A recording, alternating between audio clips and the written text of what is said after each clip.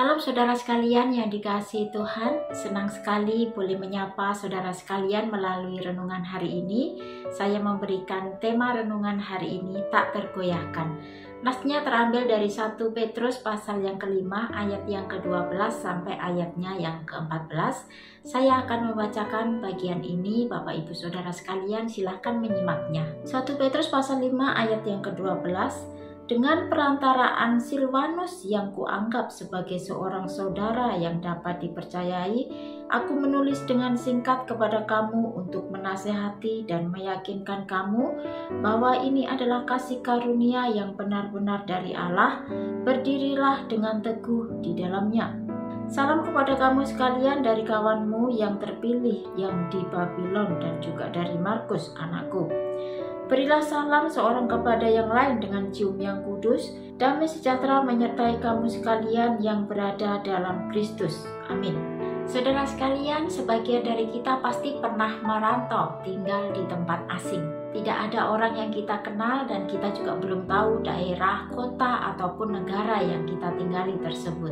Sebagai orang asing, pasti kita mengalami kesulitan karena kita belum mengenal siapapun dan belum mengenal daerah itu. Bagian nas yang kita baca ini, Petrus mengirimkan surat kepada jemaat yang ada di perantauan. Dan bagian surat ini juga merupakan kesimpulan dari 1 Petrus pasal yang pertama sampai pasalnya yang kelima. Pertama-tama Petrus memberikan pujian kepada Silvanus sebagai rekan pelayanan dan juga pembawa surat kepada jemaat yang ada di dalam perantauan. Seperti yang dikatakan di dalam 1 Petrus pasal yang 1 ayat yang pertama mengatakan bahwa surat ini ditujukan kepada jemaat Tuhan yang berada di tempat asing sebagai seorang pendatang. Sebagai orang asing dan sebagai pengikut Kristus, jemaat Tuhan mengalami pergumulan dan juga penderitaan di tempat yang baru tersebut. Seperti di pasal-pasal sebelumnya, Petrus membicarakan tentang penderitaan dan pencobaan sebagai orang percaya. Petrus terus mengingatkan supaya setiap orang percaya, jemaat Tuhan,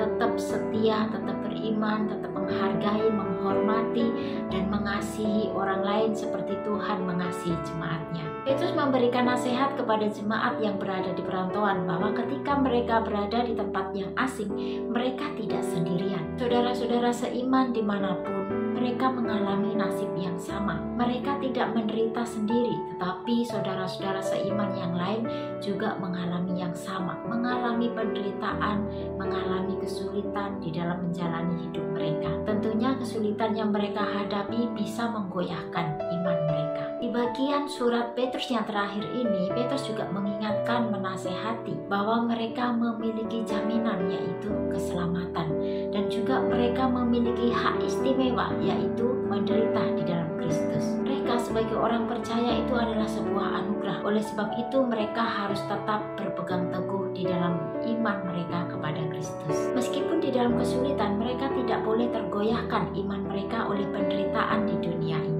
Karena ketika mereka percaya kepada Injil Kristus, mereka telah menerima keselamatan yang bersifat kekal. Saudara sekalian, pesan ini juga disampaikan kepada setiap kita semua, dimanapun kita berada, apapun yang kita alami, kesulitan apapun yang kita hadapi, kita tidak sendirian, karena Kristus bersama dengan kita. Saudara-saudara seiman kita dimanapun mereka juga mengalami hal yang sama. Mereka juga mengalami kesulitan ketika mereka menjadi pengikut Kristus. Namun yang pasti adalah bahwa kita telah memperoleh keselamatan di dalam Yesus Kristus. Tuhan Yesus sudah menjadi manusia untuk menggantikan hukuman atas dosa kita. Yang kita perlu lakukan hanya beriman dan berpegang teguh kepada iman kita kepada Kristus. Kita ingat perkataan Yesus di dalam Lukas 9 ayat yang ke-23, di sana dikatakan, setiap orang yang mau mengikut aku, ia harus menyangkal dirinya, memikul salibnya setiap hari dan mengikut aku. Menyangkal diri berarti kita mau melepaskan apa yang menjadi kesukaan kita, hobi kita, kenyamanan kita, dan bersedia memikul salib, yaitu menderita bersama dengan Kristus. Tapi penderitaan jasmani ini tidak bersifat kekal. Penderitaan yang bersifat kekal adalah ketika kita tidak mau percaya kepada Yesus sebagai Tuhan dan Juru Selamat yang sudah membebaskan kita dari hukuman dosa. Kiranya melalui firman Tuhan ini iman kita boleh diteguhkan kembali, bahwa ketika kita berada di dalam kesulitan, penderitaan sebagai pengikut Kristus, maka kita tidak sendirian. Ada Kristus yang bersama dengan kita. Saudara-saudara seiman kita juga mengalami hal yang sama. Tapi satu hal yang pasti, kita telah diselamatkan. Tuhan Yesus sudah menanggung hukuman dosa kita. Oleh sebab itu, mari kita mempercayai Tuhan Yesus dengan sungguh-sungguh, dengan iman yang teguh dan tak tergoyahkan oleh penderitaan apapun. Mari kita berdoa. Bapa di dalam surga, kami bersyukur melalui renungan firman Tuhan hari ini kami boleh diingatkan kembali bahwa kami sebagai pengikut Kristus pasti mengalami akan kesulitan di dalam menjalani perjalanan hidup iman kami. Oleh sebab itu ya Tuhan, kami mohon akan belas kasihan-Mu boleh meneguhkan, menguatkan iman kami di dalam mengiring Engkau.